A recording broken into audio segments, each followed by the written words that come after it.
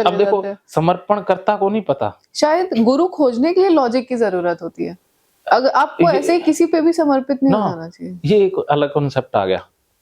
जो सच्चा शिष्य है ना उसको सच्चा गुरु मिलेगा ही मिलेगा।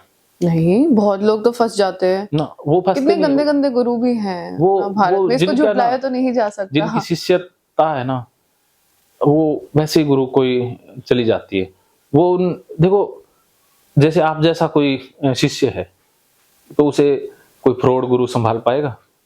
नहीं संभाल पाएगा, वो तो अपने आप ही जाता रहेगा, क्योंकि आपके तर्क के आगे, आपके इसके आगे कोई टिक ही नहीं पाएगा, नहीं टिक पाएगा। तो इसीलिए अरे कुछ लोग बहुत चालाक रहते हैं, वो चालाक नहीं। आसाराम बापू जैसे जो लोग हैं, मतलब जिन लोगों ने इतने सारे लोगों का नाजायज फायदा उठाया या उनके साथ गलत काम किए, वो भी तो एक तरीके से गलत लोग ही थे ना। लोगों ने उनको, औरतें ही कितना सरेंडर हुई उनके सामने, वो औरतें कितना समर्पित हुई, लेकिन इन लोगों ने कितना नाजायज फायदा उठाया। वो तो देखो अब औरतों के अंदर तो समर्पण था, वो हो गई। अब जिसके प्रति समर्पित हुई तो उसके अंदर वो चीजें आ गई, विकार आ गए। ये जो हमने शुरू में बात की कि जिसको समर्पित हम हो रहे हैं उस इंसान में भी वो समर्पण समझने की भावना होनी चाहिए। हाँ, तो उन्होंने उसका गलत फायदा उठा लिया, उठाया जाता है और उठाया जाता रहेगा भी। लेकिन हम कुछ कर सकते हैं कि हम अपनी अच्छी चीजें फैला दें। हमें कुदरत ने ये सौंपा है कि आप वो फैला दें उनको। वो कहते हैं ना, positive values are always complementary. Positive है तो नेगेटिव रहेगा, अच्छे हैं तो बुरे रहेंगे नहीं ना, दोनों एक साथ एग्जिस्ट करते हैं, एक के बगैर दूसरा अधूरा है। तो ये प्रकृति का नियम है। यहाँ पर गर्मी है तो सर्दी है, यहाँ पर शेर है तो हिरण है, यहाँ पर वनस्पति है तो आग भी है। आग भी तो प्रकृति में लगती है ना, भूकंप भी तो आते हैं ना, सब कुछ होता है ना, बैलेंस होता ही होता है। तो दोनों ही चीजें रहेंगे। राम है तो रावण भी है, कृष्ण है तो कंस भी है, सही बात। हाँ, तो आसाराम है तो वो भी है, अच्छे भी हैं, तो सब है ना इस दुनिया में। यहीं से तो स्वीकार उत्पन्न होगा ना हमारे अंदर कि अब प्रकृति में दोनों ही शक्तियां हैं।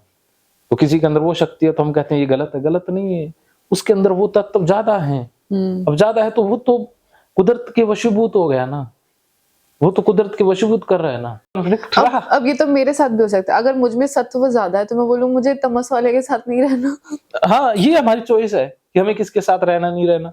इनमें तमस ज्यादा है, इनका राजस्व ज्यादा है। हाँ, ये तो हमें कोई बांध नहीं सकता ना। अब मीरा के अंदर वो समर्पण जाग गया तो वो जरूरी थोड़ी कि मैं राणा के साथ रहूंगी, नहीं रहूंगी, निकल वो रही भी नहीं रही, तो वो असली होता है ना। जब हम रह भी रहे हैं, रहना भी नहीं चाहते, वो कन्फ्लिक्ट है, वही तो समस्या है। कहीं ना कहीं हमारा जो असली ज्ञान है ना वो असली नहीं हुआ, क्योंकि ज्ञान एक बार हो गया तो फिर वो सारी चीजें हो ही नहीं पाती। फिर अंत दवंद सारे समाप्त होना ही तो ज्ञान है ना।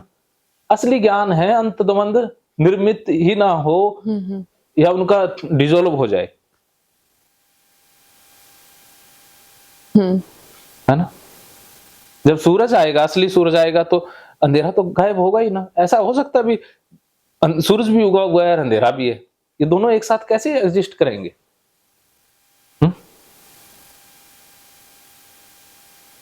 अगर सूरज टॉप हेड पे तब एक पॉइंट आता है, उस समय जरूर हो सकता है, पर हाँ वो मतलब वो ना छोड़ो, फालतू व्यवस्था है। हाँ, फालतू की व्यवस्था निर्मित नहीं करनी है। एक्सेप्ट, हाँ, समर्पण से आगे नहीं जाएंगे। एक बार समर्पण की बात करेंगे, फिर एक्सेप्टेंस की बात करेंगे।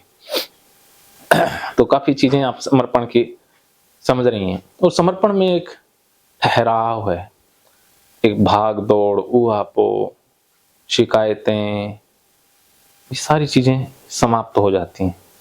फिर हम एक हो जाते हैं प्रकृति के साथ।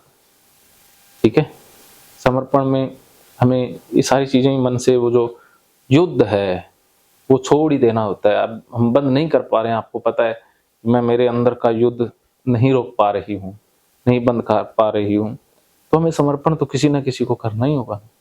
कृष्ण के भी तो गुरु रहे हैं ना, गीता में वो कहते हैं ना, सारा ज्ञान योग बताया ना, मरना जन्मना अर्जुन के समझ में आया नहीं आया, कर्म योग समझाया अर्जुन के पल्ले नहीं पड़ा।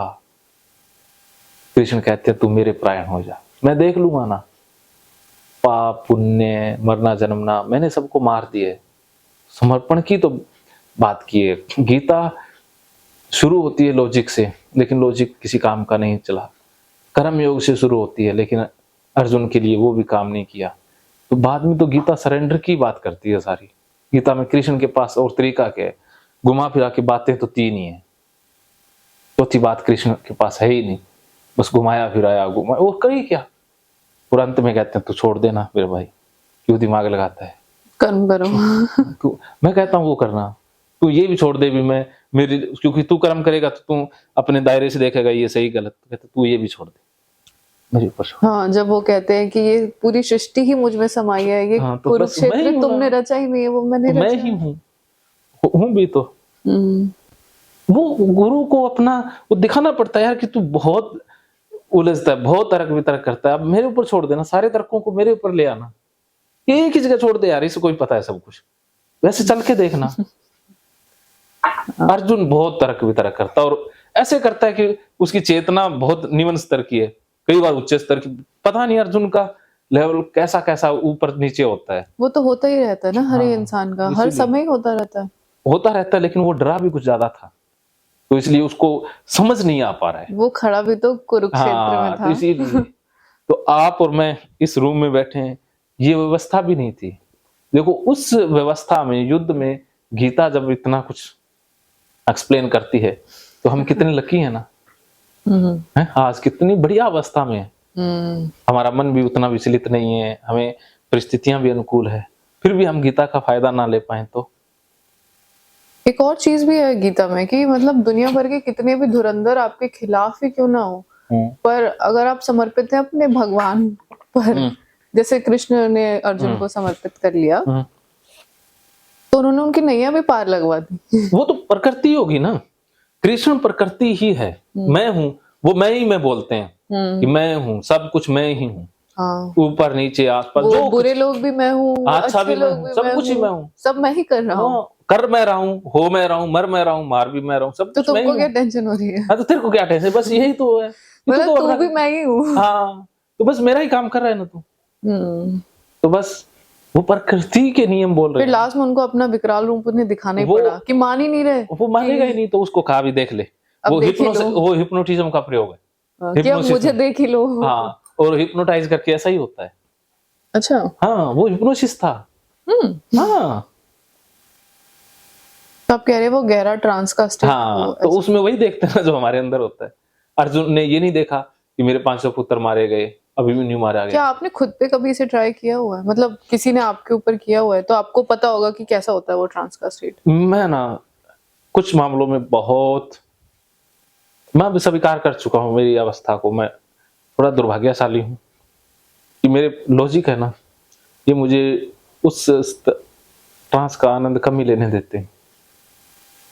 अच्छा, आप कभी नहीं गए उस ट्रांस में? ये मेरे लिए कोई अच्छी बात नहीं है। मैं किसी और तरीके से उस अवस्था को महसूस करता हूँ। जब मैं किताबें पढ़ रहा होता हूँ तो मैं डूब गया, वो भी ट्रांस है। जब मैं ये काउंसलिंग कर रहा होता हूँ, गीता की बातें कर रहा होता हूँ, मैं आपके साथ हूँ, तो मैं उसी ट्रांस के आसपास हूँ। शायद आप में भी कहीं ना कहीं वो रेजिस्टेंस है, वो मेडिटेशन का, हाँ। जो आपको शांभवी मुद्रा में जाने नहीं दे रहा। हाँ, तो है, मैं स्वीकार करता हूँ, वो रेजिस्टेंस है। इसीलिए कहता हूँ कि यार मैंने जो चीजें देखी हैं वो दूसरा ना देखे ना, तो लॉजिक हमें कहीं ना कहीं बांध बना देगा, हमें समर्पण नहीं होने देगा ना। लेकिन एक इंसान के प्रति मैं हुआ। पर क्या उस ट्रांस के स्टेट में जाने के लिए समर्पण जरूरी है? समर्पण के बगैर संभव ही नहीं है ट्रांस। अच्छा। हाँ। ओ, जैसे जो लोग बहुत गहरे ध्यान की अवस्था में चले जाते हैं, तो उनमें तो समर्पण नहीं होता, पर फिर भी वो चले जाते हैं, सिर्फ सांसों पे समर्पित होते हैं ना। हाँ, तो वो ट्रेन कर लिया ना उन्होंने खुद को धीरे धीरे, वो एक दिन में नहीं गए, उन्होंने बहुत दिनों तक वो सेल्फ हिप्नोसिस का ही, मेडिटेशन एंड सेल्फ हिप्नोसिस एक जैसी चीज है। जी, मैं भी करती हूँ अपनी सांसों पे ध्यान। हाँ, तो ये भी तो कंसंट्रेशन हो गया ना। हिप्नोसिस क्या है कि कंसंट्रेशन, वो मतलब एक कंसंट्रेशन की अवस्था। तो मेडिटेशन में हम सांसों पर कंसंट्रेट कर रहे हैं, तो वही सेम चीजें तो हैं, अलग नहीं है।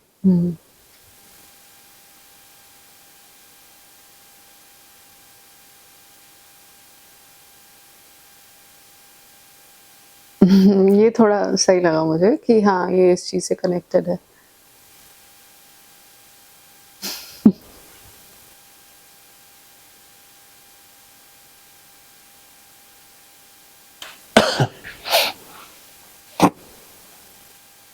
हाँ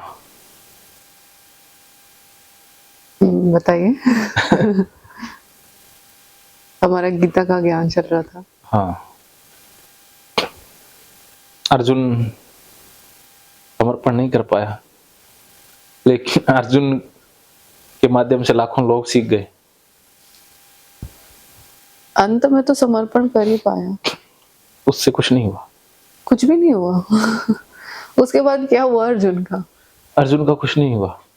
कभी कुछ नहीं हुआ अर्जुन का, पर उन्होंने कहा कि तुम मेरे दुनिया में सबसे प्रिय मित्र हो, इसीलिए ज्ञान भी मैं तुम्हें ही दे रहा हूँ। लालच देना पड़ता है, वरना वो सुनने को तैयार नहीं था। ये लालच था। आप कह रहे हैं उन्होंने पूरा मैनिपुलेशन यूज किया अर्जुन के थ्रू। अर्जुन कह देता है यार तू बिल्कुल खराब बंदा है, तो अर्जुन भाग जाता, कहते मैं खराब हूं ना, तो मैं तो भाग रहा हूं, अब तुम्हारी भी आवश्यकता नहीं। वो काउंसलर थे वो, अब काउंसलर भी कहता है यार तुम बहुत अच्छे बंदे हो। कभी अपने जो इलाज लेने आता है या जो उसके पास है, कभी उसकी बेइज्जती करेगा? हैं? ये भी सही बात है। हैं? कृष्ण कृष्ण है, वो तो वो 16 कलाओं में माहिर है, तो उस बंदे की काउंसलिंग स्किल तो अल्टीमेट। उस बंदे के आगे तो नमस्तक है। मेरे को भी लगा यार इस बंदे से बढ़कर इस दुनिया में कुछ भी नहीं है, इसीलिए मैं उनके प्रति समर्पित हुआ, इसीलिए मैं समर्पित हूँ गीता कृष्ण के प्रति। मेरे अंदर और लोगों के प्रति समर्पण नहीं आता है।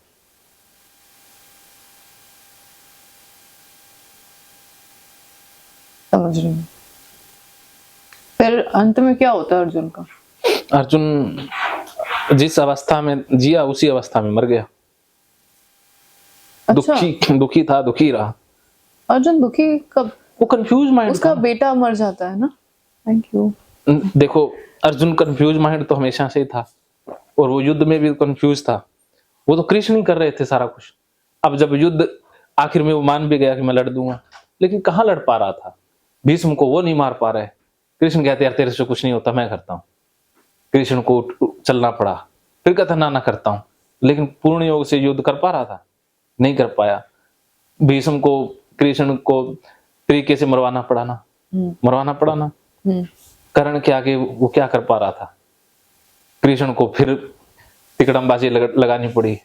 द्रोण को वो नहीं मार पा रहा था। अर्जुन कर भी तो क्या पा रहा था। हाँ, अर्जुन को इतना बड़ा योद्धा बताया गया, पर लेकिन महाभारत में तो कृष्ण के अलावा कुछ कोई कर ही नहीं पा रहा है। हाँ, भगवान ने उसका साथ दिया हर पल पर। हाँ, हम भगवान ना माने कृष्ण को, हम उसे माने एक चेतनाशील व्यक्ति, या एक नहीं जो भी कह सके। हाँ, मतलब जिसको जो ठीक लगे। हाँ, जो भी कहे। मेरे हिसाब से मतलब भगवान का कॉन्सेप्ट ऐसा होता है कि जिसको शब्दों में बता ही नहीं सकते ना, मैं उस चीज को भगवान कहती हूँ। चलो अच्छी बात। लोग कुछ और समझते होंगे तो अच्छा है क्लियर कर देते हैं कि हाँ मतलब मेरे लिए वही है भगवान, जिसको डिफाइन नहीं कर सकते। अर्जुन ना तो अच्छा पति था। अच्छा। हाँ, एक नपुंसक व्यक्ति था, नपुंसक ही रहा। उनका तो बच्चा हुआ था ना। अरे वो शरीर की नहीं होती नपुंसकता, मन की होती है। मन की भी नपुंसकता होती है। मानसिक नपुंसकता ही तो होती है। ये क्या होती है? ये होती है कि कुछ भी ना कर पाना, जैसे अपने आप से। हाँ, हमेशा दूसरों की। अर्जुन अपनी पत्नी की रक्षा कर पाया? हमेशा फेल हुआ। द्रौपदी की रक्षा नहीं कर पाया वो, उससे नपुंसक कोई होगा? सही बात है। अब देखो 5 पति थे वो तो। अब देखो आप, जैसे किसी ने द्रौपदी को, अर्जुन के साथ शादी हो गई, अब कोई बेटा वो पति ये स्वीकार करेगा भी उसकी पत्नी 500 में बंटे? नहीं करेगा ना। कृष्ण इसके खिलाफ थे। कृष्ण वो कुंती ने, कृष्ण ने तो मनाया कुंती को कि वो क्या है कि आपने जो कह दिया वो तो अब बच्चों ना वो उल्टा दिखाया गया। कृष्ण ऐसा नहीं कर रहे थे।